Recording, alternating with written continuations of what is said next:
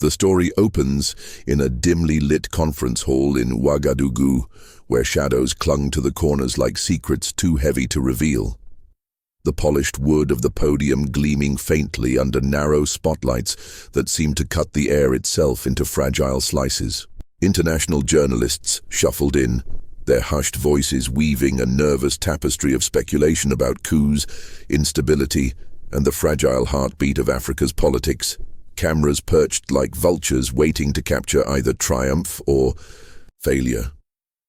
The weight in the room was tangible, as though the air itself anticipated something greater than the agenda printed on their press cards. Then silence descended, sharp and unnatural, broken only by the faint whir of cooling fans. In that silence, one figure seemed both familiar and dissonant. Mel Gibson, seated quietly in the second row, his posture guarded, his gaze low, refusing to meet the sea of curious eyes that searched him for answers.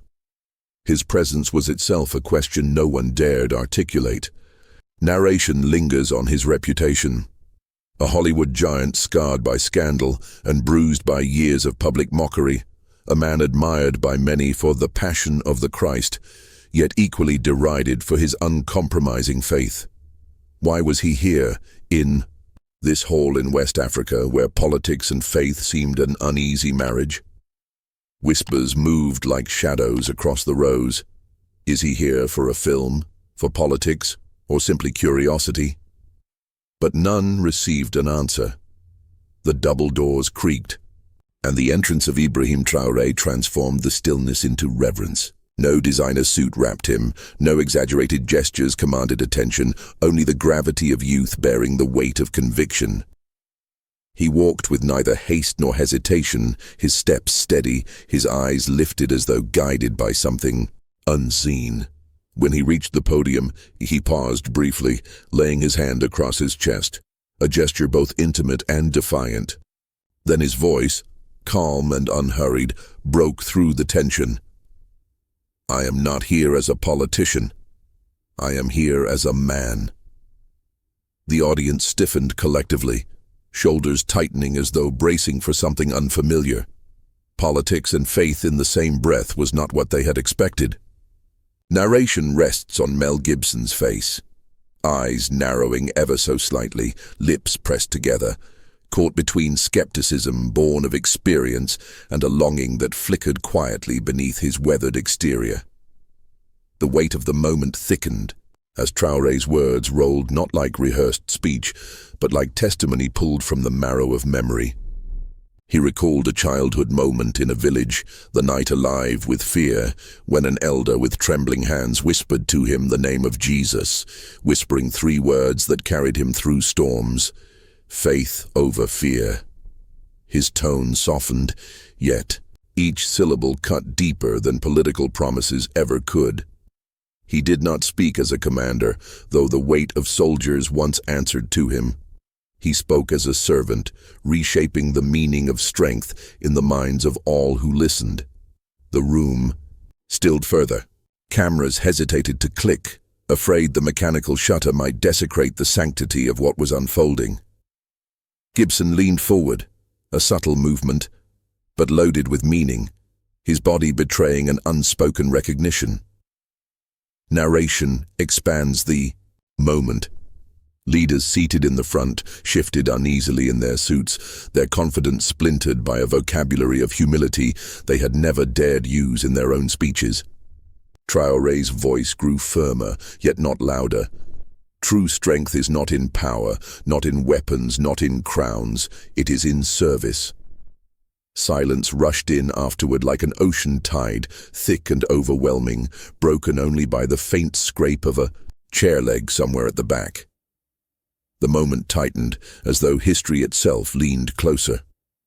Mel Gibson's jaw trembled ever so slightly, his lips quivering with restraint, a single tear threatening the corners of his eyes. The narration captures the fragility of that moment, the Hollywood legend reduced not by ridicule but by recognition of something deeper than performance. And then, without pause, Traoré's voice dropped softer, yet carried heavier, a blade cloaked in gentleness. Even kings bow before Jesus. The phrase echoed in the rafters, lingered in the silence, and hung over the audience like thunder about to split the sky. A line that did not merely end the introduction, but cracked open the promise of confrontation between power and spirit. That was yet to come. The silence after Traore's words lingered like incense, heavy and unbroken. Yet within that stillness, echoes stretched far beyond the conference hall, carrying into the memory of a nation scarred by nights of violence. Narration swept backward, weaving layered flashbacks into the present, revealing the long shadow of systemic injustices that had soaked into Burkina Faso's soil. Soldiers once marched with weapons they did not believe in, their boots pounding, through villages where children hid in doorways, their eyes wide with the knowledge that power cared nothing for their survival. Journalists, too, had once written with pens dulled by censorship, their whispers about corruption often silenced before they reached the page. Faith had been dismissed as weakness, mocked as superstition for the poor. Yet here stood a leader daring to cloak strength in humility.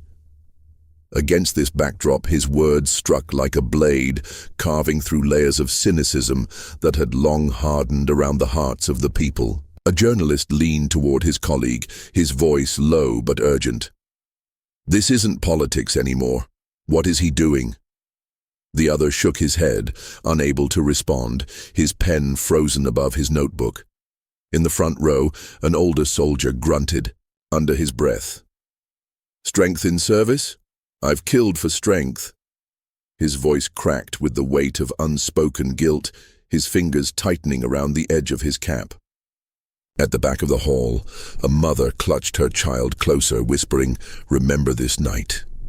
Her voice trembling with both fear and hope, as though the moment might alter the very trajectory of her child's life. Flashbacks continued, to weave themselves into the present narration, brief yet piercing.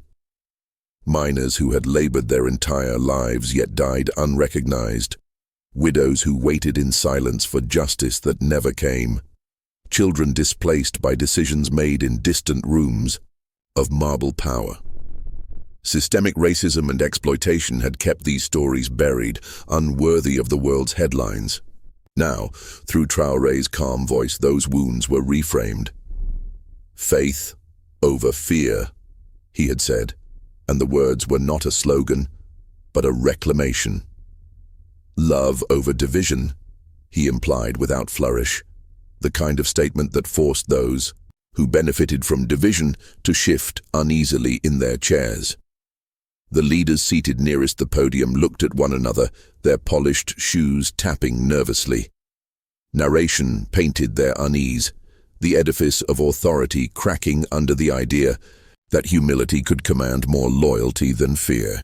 At the same moment, Mel Gibson sat trapped in his own battlefield. Years of ridicule returned in sharp waves, critics branding him too zealous, Hollywood peers dismissing his faith as fanaticism. Narration unfolded his fragility, the loneliness of standing by beliefs the world mocked.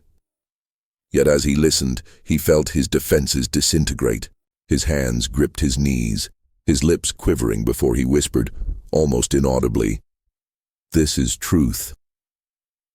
It was not meant for cameras, not meant for anyone but himself, yet the sincerity of it carried like a spark.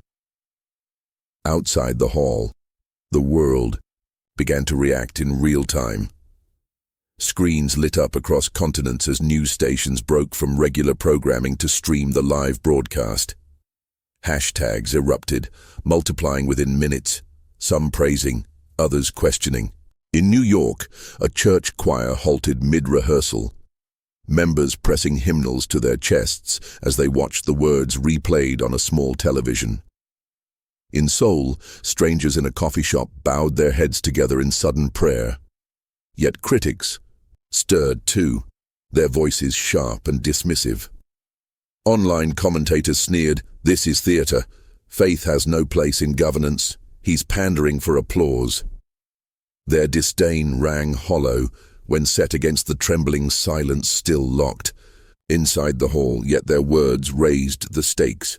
Was this night the start of unity or the spark of division? The tension built steadily, tightening like a string drawn to its breaking point. Then it happened.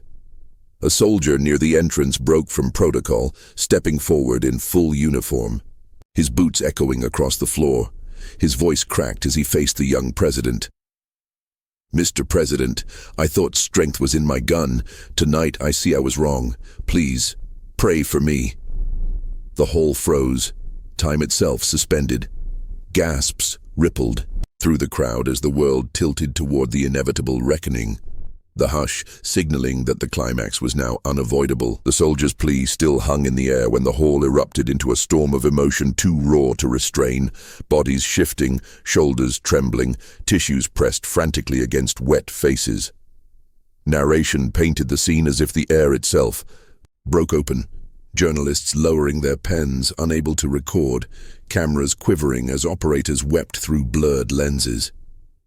Traore did not remain elevated above them. He stepped down, moving from the podium to where the soldier knelt broken, his voice low yet resonant enough to pierce the silence. "My brother, Jesus already prayed for you. You are forgiven." The words settled like balm and fire at once, and the soldier collapsed fully, weeping against the marble floor as gasps scattered through the assembly, a rupture of disbelief turning into reverence. In that charged instant, cameras swiveled and caught another fracture. Mel Gibson at his breaking point.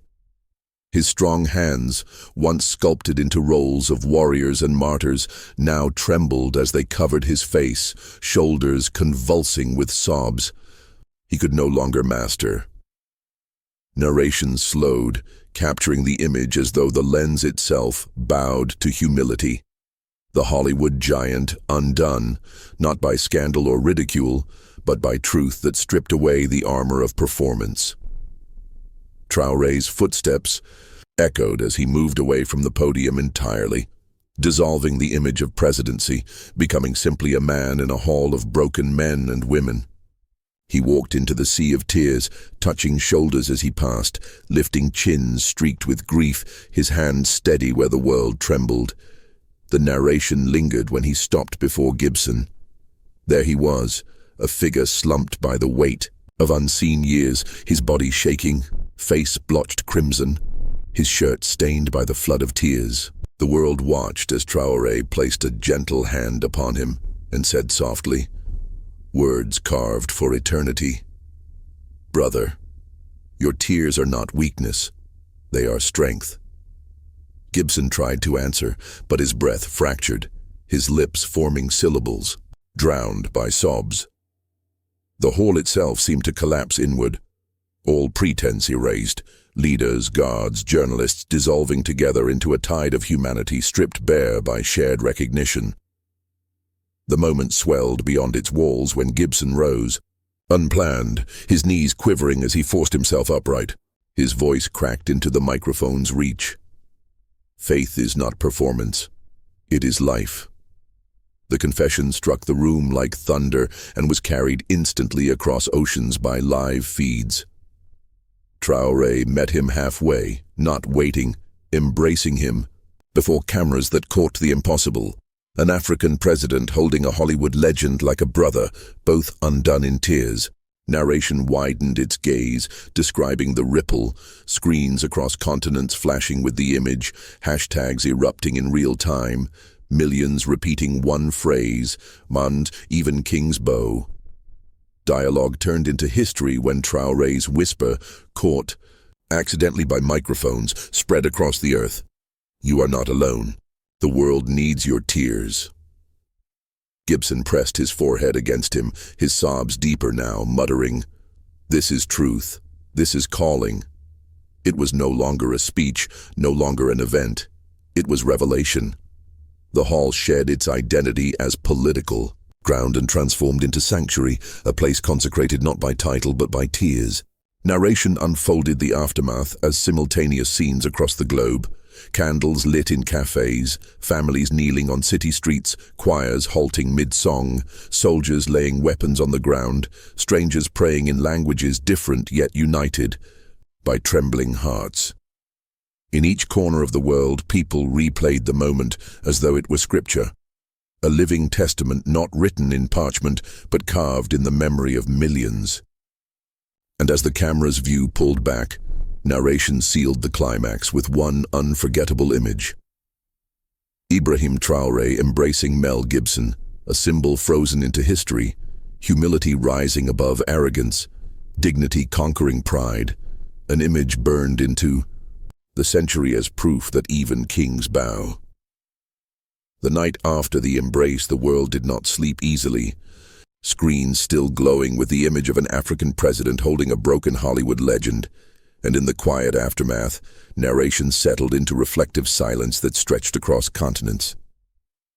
Mel Gibson sat alone in his hotel room, the curtains drawn but faint city light leaking in, illuminating his face as he scrolled through endless clips of himself weeping.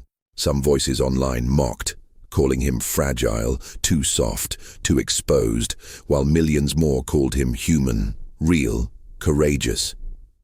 He pressed the phone to his chest, the tears already dried but his eyes still red, and whispered into the dark, "If even kings bow, then what am I?" The question left him hollow and whole at once, a faint smile breaking through his tears as though the weight he had carried for decades had finally been set down. In another corner of the city, Ibrahim Traoré sat surrounded by silence and letters. His aides had stacked them in piles, but he chose to read them one by one, his hand steady, his eyes patient. From grieving mothers came trembling words. "Your message gave me hope." From forgotten widows came ink stained with tears. "I am no longer alone." From soldiers who had lost brothers came confessions. "I thought strength was in war, but I see now it is in forgiveness." From children came shaky handwriting that made him pause longest, a chalk-scrawled message on a crumbling wall, "Even presidents kneel." Narration lingered on that image, a child's simple script on cracked stone, knowing such words would outlive speeches and echo through generations when headlines faded. Yet not all voices were tender. Critics struck back in waves, accusing him of blurring the sacred line between religion and politics, dismissing the night as theater designed to sway emotions. The tension climaxed days later at a press conference when a reporter rose sharply and asked, "Mr. President, do you not fear dividing the world with such words? Should faith not remain private?" The room tightened with anticipation, cameras leaning forward. Traoré did not raise his voice. He did not flinch. He simply replied, calm and unshaken, "When a house burns, you do not whisper to those inside. You shout so they can escape. My words are not to divide. They are to heal." The response landed, heavier than any defense could, the crowd breaking into applause that started hesitant and then swelled, even some critics lowering their eyes in shame. The resolution unfolded with poetic justice. Leaders who had once dismissed him as naive now privately admitted to being moved, while across continents, churches opened their doors late into the night, mosques joined in prayers for peace, and communities of every faith lit candles that flickered against the dark. In Los Angeles, Mel Gibson walked silently into a crowd gathered under a bridge, candles burning like stars in trembling hands. He carried no fame with him there, only a simple candle, another soul among strangers whispering hope. The final scene belonged not to one man, but to many. Traoré stood in the Capitol Square, not above the people but among them, a single candle in his hand, its flame steady against the night. His voice, barely more than a whisper, carried over the silence. Power fades, wealth disappears, but love remains. Narration lingered on the vision, thousands of candles glowing together like a sea of stars, their light rising with a single chant that bound them all. Even kings bow. And as the moment stretched into eternity, his last words echoed with finality. "It was never me, it was him, I am only a voice." The crowd bowed their heads. The world breathed, changed.